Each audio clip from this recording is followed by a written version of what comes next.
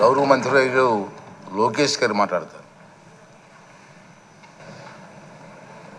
స్పీకర్గా ఎన్నికైన అయ్యన్న పాత్రుడు గారికి నా హృదయపూర్వక శుభాకాంక్షలు. అయ్యన్న పాత్రుడు గారు అంటే అందరి పాత్ర, ఎప్పుడూ ప్రజల గురించే ఆలోచించే వ్యక్తి. అధికారంలో ఉన్న ప్రతిపక్షంలో ఉన్న ప్రజల సమస్యలు ఎట్లా పరిష్కరించాలని ఆలోచించే వ్యక్తి అయ్యన్న పాత్రుడు గారు.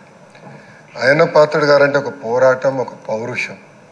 ఇప్పుడే పవనన్న అన్నట్టు క్షణికావేశం కూడా ఉండేది, ఇప్పుడు ఇంకా అవకాశం లేకుండా పోయింది.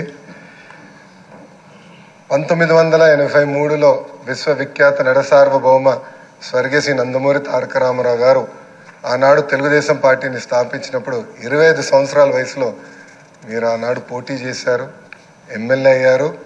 ఆనాడు భారతదేశంలోనే సెకండ్ యంగెస్ట్ ఎమ్మెల్యేగా అయ్యన్న పాత్రుడు గారు నిలబడ్డారు. 25 సంవత్సరాల వయసులో మీరు మంత్రిగా కూడా అయ్యారు. 7 సార్లు శాసనసభ్యుడిగా, ఒకసారి ఎంపీగా కూడా మీరు ఉన్నారు. 7 సార్లు ఒకే నియోజకవర్గం, నర్సీపట్నం నియోజకవర్గం ఏ అదృష్టం చేసుకుందో నాకు తెలియదు, కానీ 7 సార్లు కూడా నర్సీపట్నం నియోజకవర్గం ఎమ్మెల్యేగా మీరు నిలబడ్డారు. 16 సంవత్సరాలు మీరు మంత్రిగా చేశారు.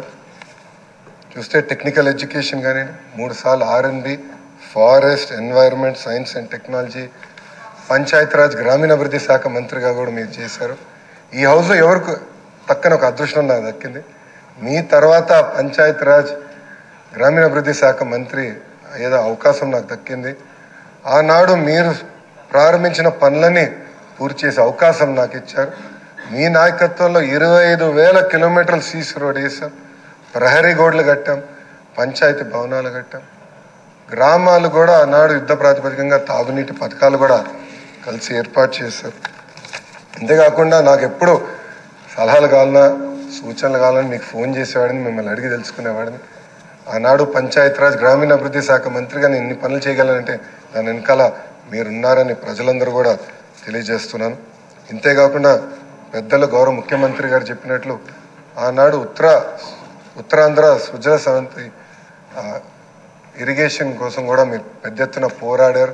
నాకు బాగా గుర్తు, తెలుగుదేశం పార్టీ విశాఖపట్నంలో మహానాడు ఏర్పాటు చేసుకుంటే ఎట్టి పరిస్థితుల్లో అనౌన్స్ చేయాలి అని పట్టుబట్టారు. ఆనాడు కూడా గౌరవ ముఖ్యమంత్రి గారు కూడా అనౌన్స్ చేశారు.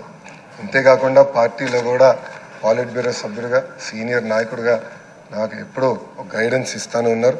ఒకే పార్టీ, ఒకే జెండా, ప్రజలే ఎజెండాగా మీరు ముందరికెళ్ళిన వ్యక్తి. గత 5 సంవత్సరాలు మీరు కూడా ప్రభుత్వం చేతిలో ఒక బాధితులు. 23 కేసులు మీ పైన కూడా, బంపర్ ఆఫర్ మీ పైన కూడా పెట్టారు. మీ పైన కూడా నిర్భయ కేసు పెడతాం కానివ్వండి, అని చేస్తాం, చాలా బాధాకరం.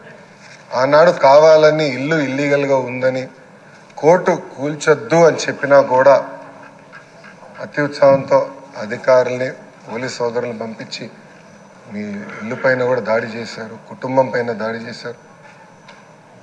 మీ భార్య కానీ 2 అబ్బాయిలు కూడా బాధితులై ప్రభుత్వం చేతులు. ఆనాడు నేను నర్సీపట్నంకు వెళ్ళాను, కుటుంబాన్ని కలిసినప్పుడు వాళ్ళని ఒకటే అడిగాను, ఇక్కడికి మీరు ఎందుకు వచ్చారు?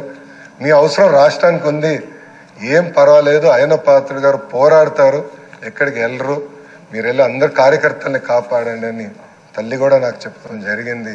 నేను అది ఎప్పుడూ మరవలేను. రాజకీయాలు చూసి పెరిగిన వ్యక్తి.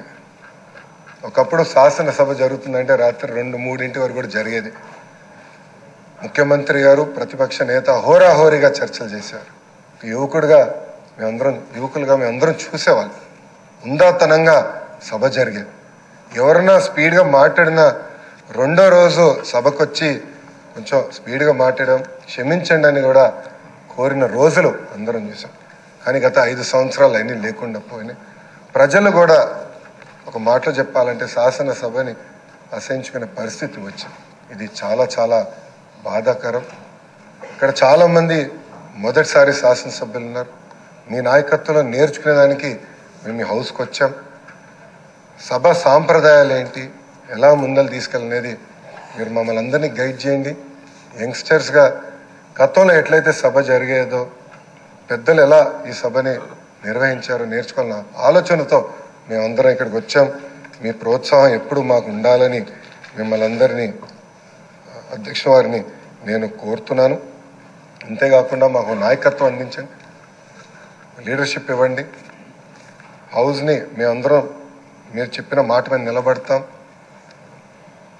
గౌరవ ముఖ్యమంత్రి గారు మన మంత్రులు కలిసినప్పుడు మాకు చెప్పారు,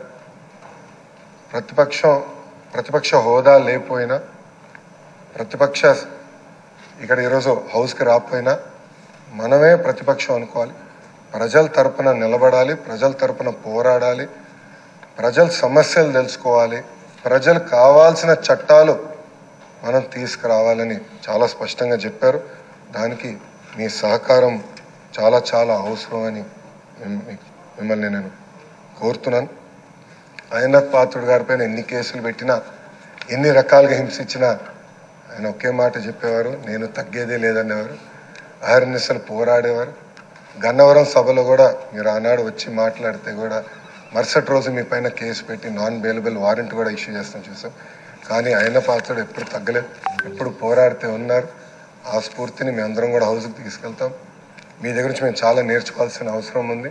సో మా లాంటి యువకుల్ని ఈ హౌస్లో మీరు గైడ్ చేయాలని ఈ సభాముఖంగా కోరుకుంటూ నాకే అవకాశం ఇచ్చిన మీకు నా హృదయపూర్వక నమస్కారం.